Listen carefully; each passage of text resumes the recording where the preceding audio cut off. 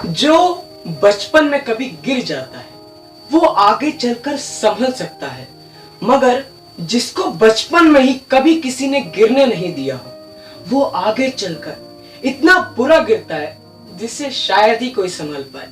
नमस्कार साथियों, owner of this channel, founder and CEO JMT के motivational speaker and inspirational speaker, आज मैं अक्षर श्रीवास्तव एक और नए फॉर्म में आप सभी का हार्दिक स्वागत करता हूं। साथियों, आज से कुछ महीनों पहले या कुछ दिन पहले हम सभी ने अपने बच्चों की न्यू सेशन की तैयारियां की और बहुत से बच्चे ऐसे भी होंगे जिनके अब न्यू सेशन आने वाले होंगे। तो कुल मिलाकर ये टॉपिक के लिए ऐसा एग्जाम्पल मैंने एकदम बेस्ट समझा और जो कि वाकई में बेस्ट है। आप सभी ने अपने बच्चों को न्यू सेशन के लिए पूरा तैयार कर दिया होगा। उनके लिए आप कितनी सारी नई नई चीजों का इंतजाम किया होगा आपने। पहले तो उनकी सबसे मेन चीज, आपने फीस अवेलेबल करवाई होगी, आपने उनको यूनिफॉर्म अवेलेबल करवाई होंगी, आपने उनको स्टेशनरी की कितनी सारी चीजें अवेलेबल करवाई होंगी, आपने उनकी नोटबुक्स, उनकी टेक्स्ट बुक्स, अपनी कितनी सारी बुक्स अवेलेबल करवाई होंगी।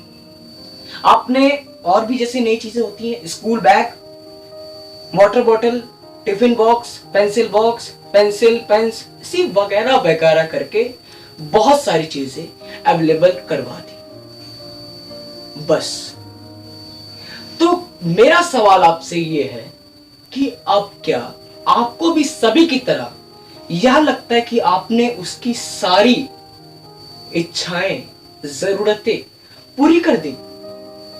बस अब पूरा करने के लिए कुछ नहीं बचा, उसकी सारी जरूरतें उसको मिल गई।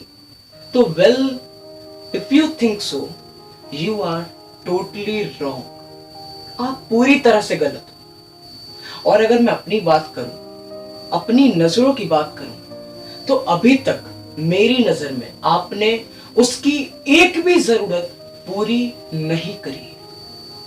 आपने अगर किसी की जरूरत पूरी करी है तो वो सिर्फ और सिर्फ उसका स्कूल है, उसकी स्कूल की जरूरत पूरी करी है, उसकी अभी तक एक भी नहीं। और ये बात आपको भी पता चलती है। जी हाँ, बिल्कुल पता चलती है। वो कब पता चलती है? जब आपका बच्चा ये सब चीजें लेकर स्कूल तो जाता है, मगर अगले 10 दिन बाद या अगले 20 दिन बाद या और दिन बाद वो आपसे 500 रुपीज की छोटी सी डिमांड करता है। मगर आपके मन में सबसे पहले क्या जाता है, ये तो आप भी अच्छे से जानते हो और मैं भी अच्छे से जानता हूं। क्यों ऐसा नहीं है? क्यों से भी पहले आप सोचते हो कि अभी तो 50,000 का खर्चा हुआ था, अब फिर से 500 और इससे आप, फिर आप उससे 500 रुपए के बारे में पूछते हो कि ऐसा क्या जरूरत पड़ गया।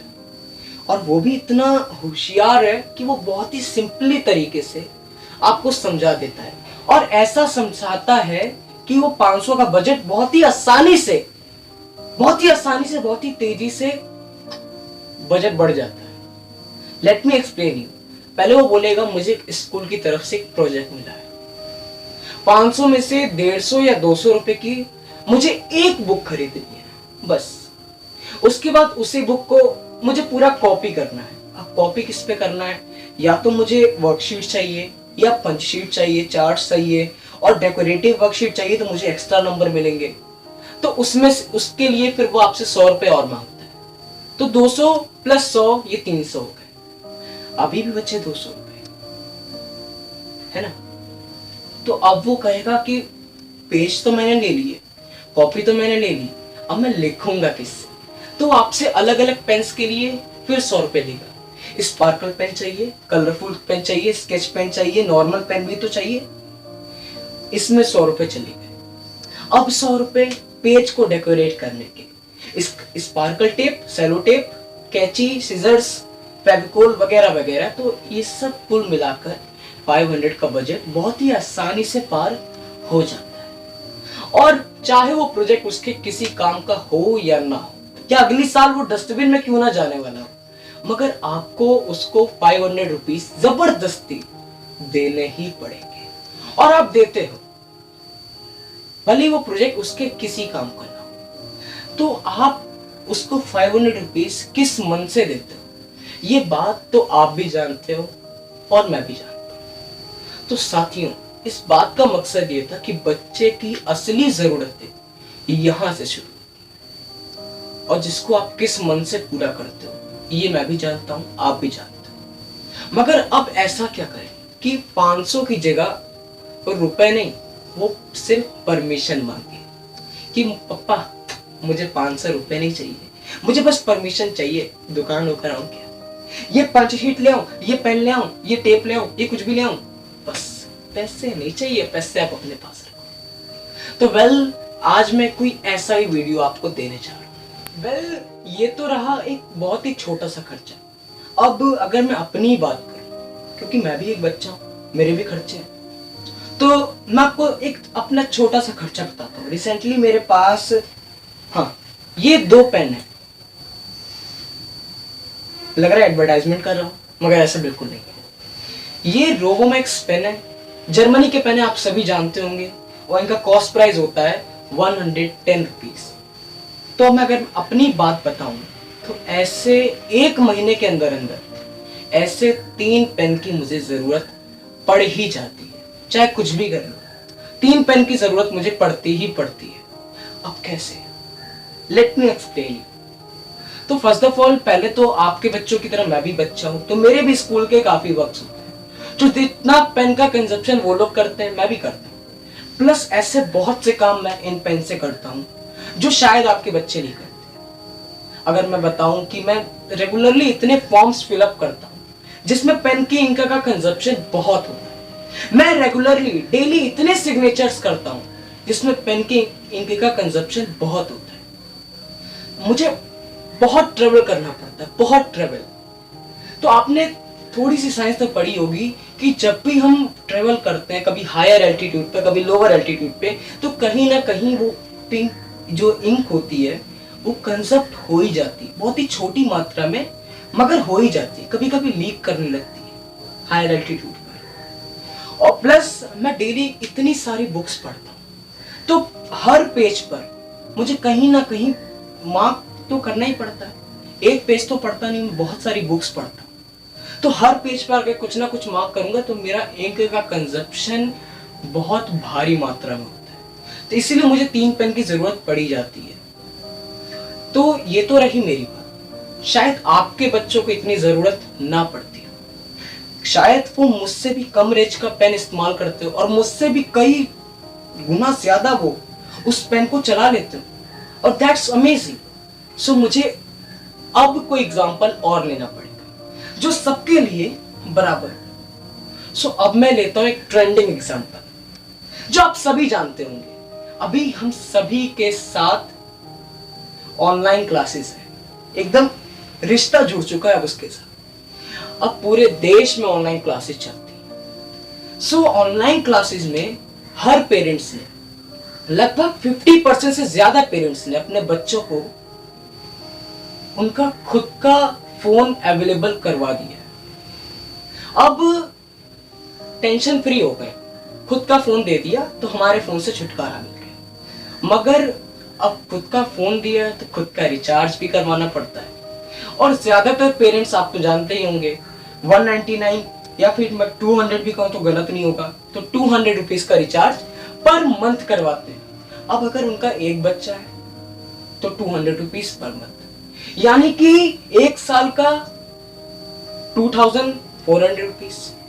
अब अगर 2 बच्चे हैं तो 400 रुपीज पर मंथ, यानी कि 1 साल का 4400 रुपीज पर ईयर।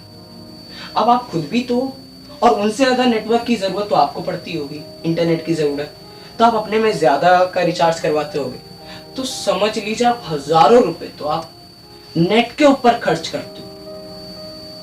सो इसकी वैल्यू आपको तो पता है, मुझे तो पता है, मगर आपके बच्चों को नहीं पता, और ये बात आपको भी पता है। तो करना क्या है, आपको अपने बच्चों को ये वैल्यू सिखाने की इतना हजारों रुपए जिस नेट पे जा रहा है, जिस इंटरनेट पे जा रहा है, देखिए वो पूरा का पूरा इंटरनेट की वैल्यू जो कर रहे हैं तो उसका बिल्कुल तो यूज नहीं कर रहे, कुछ तो मिस यूज भी करते हैं। ये तो आप भी जानते हो और मैं भी जानता हूँ। जिस बहाने से वो नेट उनके फोन में जाता है, ऑनलाइन क्लासेस, तो क्या सिर्फ ऑनलाइन क्लासेस ही होती है उस नेट से, या ऐसी बहुत सी चीजें होती हैं जो उन्हें नहीं करना चाहिए, जो एक तरह से नेट का मिसयूज है। जैसे अपने फ्रेंड्स के साथ ऑनलाइन गेम्स खेलना। अब देखिए इसमें तो इतना नेट का कंजप्शन होता है कि पूछो, बहुत नेट का कंजप्शन होता है। तो इससे तो नेट गया आपका, साथ ही साथ मनी भी गए। अब गेम्स खेल रहे हैं तो उस पर एकदम अटेंशन चाहिए, आइज का टेंशन, आइज वीक होती है, आइज वीक होती है, सीधे माइंड में असर करता है। अब किस पोस्चर में लेटकर बैठकर आप वो गेम खेल लो ये भी डिपेंड होता है। सब लोग हमेशा स्ट्रेट बैठते तो है नहीं, कभी ऐसे कभी ऐसे कभी ऐसे एकदम लेट के एकदम, तो ये हमारी हेल्थ पर भी असर करता है।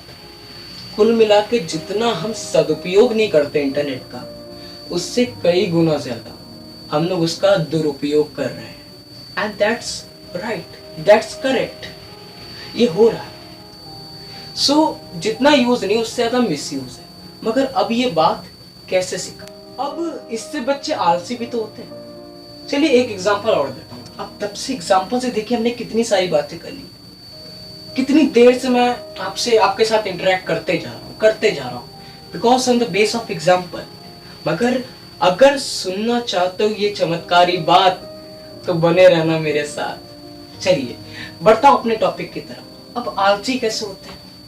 ओए बच्चा तो गेम खेल रहा है, साथ ही साथ उसकी मम्मी है, बोला एक बाल्टी में कपड़े हैं छत पर सुखा कर, बोला मम्मी जा रहा हूं।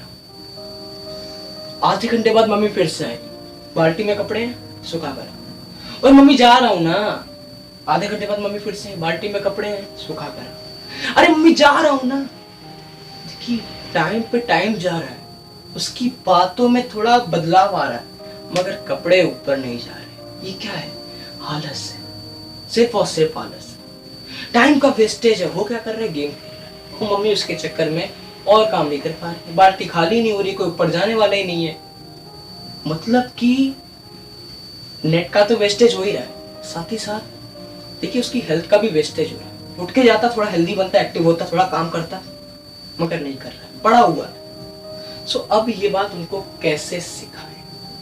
तो अब क्या करना है? अब कई बार देखो, अब एंड में क्या होता है ना, जब बहुत ज्यादा हो जाता है, वही डाल क्या आ रहा है, ये नहीं आ रहा है, कपड़े तब से पड़े हुए यहाँ पर, तो वो क्या बोलता है, मुझे तो नौकर बनाकर रखा है, नौकर हूं क्या मैं इस घर का है? ऐसी ऐसी बातें होती है। तो देखिए वो तो बच्चे, वो तो नासमझ है, मगर उसकी इस नासमझी की आपको क्या करना है? फायदा उठाना है, आपको इस सॉल्यूशन का फायदा निकालना है।